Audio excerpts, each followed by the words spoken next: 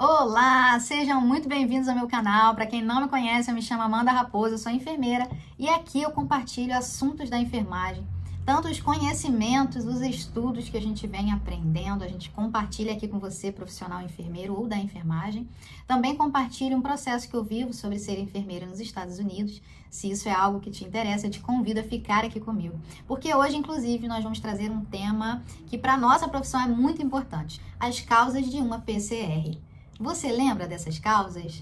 Quando a gente está no contexto hospitalar, principalmente você que trabalha numa UTI, nós precisamos lembrar dessas causas, porque sabendo das causas da PCR, nós podemos atuar justamente nela e colaborar com o desfecho dessa PCR. Então vem comigo que eu trouxe os Hs e os Ts, que são as causas da PCR, e a referência que eu trouxe é do PAUS, Suporte de Vida Avançado em Pediatria de 2020. Eu acho que você vai gostar desse material que a gente separou para você. Gente, primeiramente eu quero pedir perdão a vocês se o áudio não estiver muito bom, porque o meu microfone quebrou.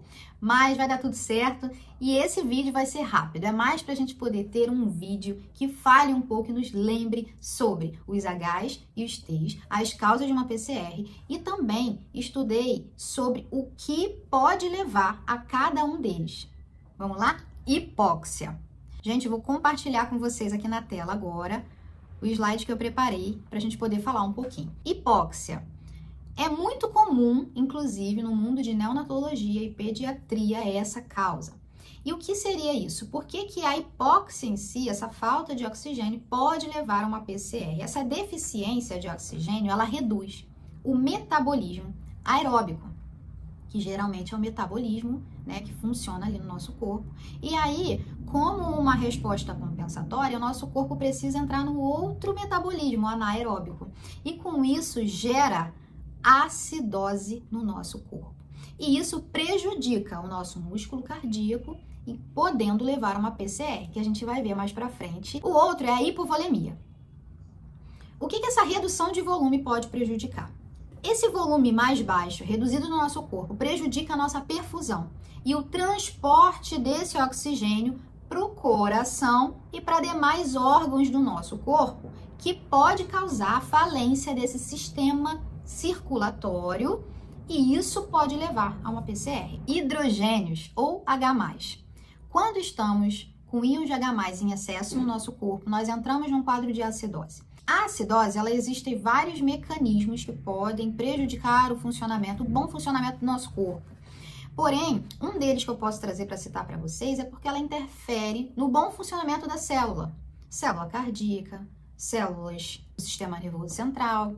Então, esse bom funcionamento das células cardíacas pode levar a uma arritmia cardíaca, que pode levar a uma PCR. Hipo ou hipercalemia. Sempre que a gente ouvir falar nesse nome, nós vamos lembrar do potássio. O potássio, ele é um mineral, um eletrólito muito importante no nosso corpo, porque ele exerce várias funções e uma delas, de muito importante, é a contratilidade do músculo. E o nosso coração é um músculo. Então, se ele está em mais ou em menos níveis no nosso corpo, ele pode alterar essa contratilidade desse músculo, levando a arritmias cardíacas e uma PCR. Inclusive, se você está estudando para NCLEX, sempre que você ouvir falar sobre hipo ou hipercalemia na prova, a gente sempre precisa ficar atento que se esse paciente não estiver monitorizado, é uma conduta nossa manter esse paciente monitorizado, acompanhar periodicamente os níveis de potássio desse paciente e, inclusive, ficar atento a medicações de uso desse paciente. Por exemplo, se esse paciente faz uso de um lisinopril, que faz parte dos inibidores da ECA. A ECA, que é a angina conversora de angiotensina 1 e angiotensina 2, e que isso vai nos trazer a nossa aldosterona. A aldosterona, ela faz a recaptação de água e sódio e ela libera potássio.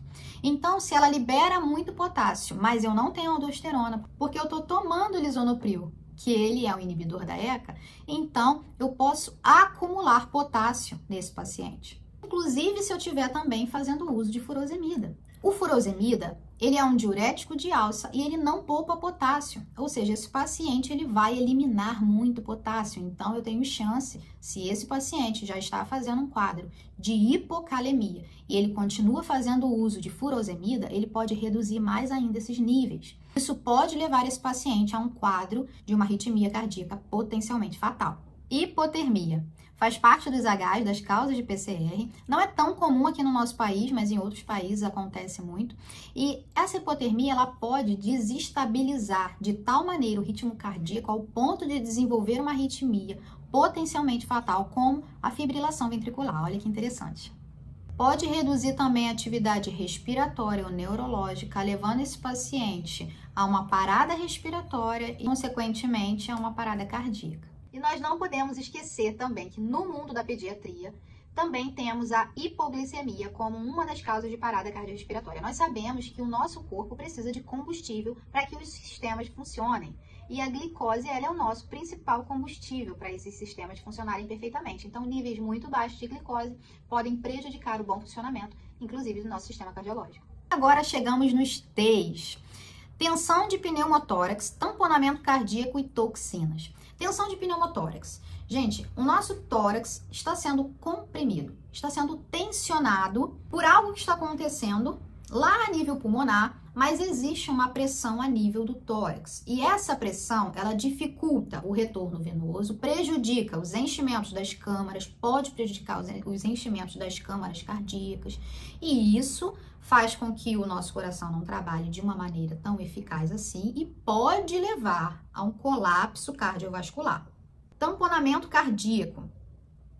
No tamponamento cardíaco, nós temos um acúmulo de líquido aqui no pericárdio, né?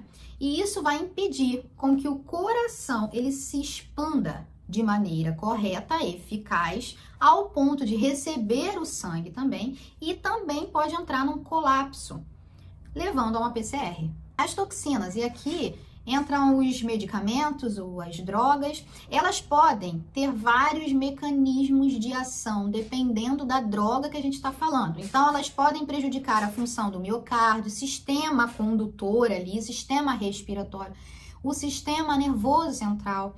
E esses sistemas importantes podem levar a arritmias cardíacas, podem levar a uma parada respiratória e, consequentemente, a uma parada cardíaca. Então, dependendo da toxina e da droga, elas têm mecanismos de ação diferentes que podem levar a uma parada cardíaca. Seguindo aqui, gente, os dois últimos, agora tá acabando. E essa é a hora que eu peço que você se inscreva aqui no canal, dê aquele like. Se você tá gostando desse conteúdo, ajuda a gente a desenvolver e crescer esse canal, tá bom? Vamos lá, os dois últimos, trombose pulmonar e trombose coronariana. Então, se a gente está falando de um trombo a nível pulmonar ou artéria pulmonar, isso pode prejudicar ali ou a nossa troca gasosa, prejudicar também o retorno venoso e aí pode levar a uma falência, ou a nível pulmonar ou a nível cardíaco, que ambos podem levar a uma PCR. Se a gente está falando agora de uma trombose coronariana, que é o nosso último T, a obstrução ali das coronárias, que são os vasos que irrigam ali, né, o nosso coração. Quando esse vaso está obstruído, ele vai parar de irrigar determinada área do nosso músculo cardíaco, levando ao infarto agudo do miocárdio.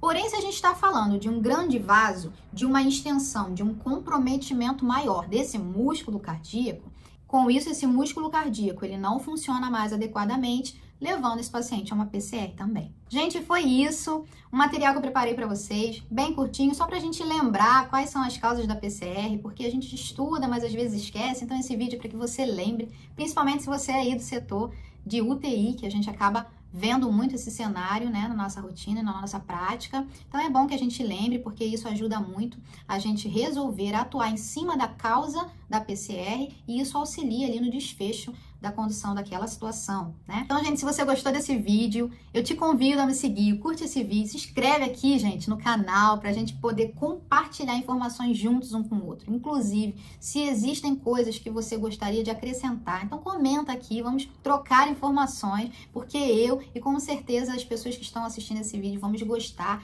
de saber de você aí que tem, de repente, alguma coisa que você possa acrescentar para esse vídeo. Vai ser muito bom poder ter essa troca com vocês. Então, muito obrigada por terem assistido até aqui, gente, e até o próximo vídeo.